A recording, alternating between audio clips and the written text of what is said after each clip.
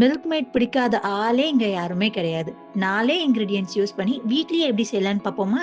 அதுக்கு ஒரு பேன்ல 1 கப் பால் powder, 1/2 cup powder sugar, 1 teaspoon cornflour போட்டு நல்லா லம்ப்ஸ் இல்லாம மிக்ஸ் பண்ணிக்கோங்க.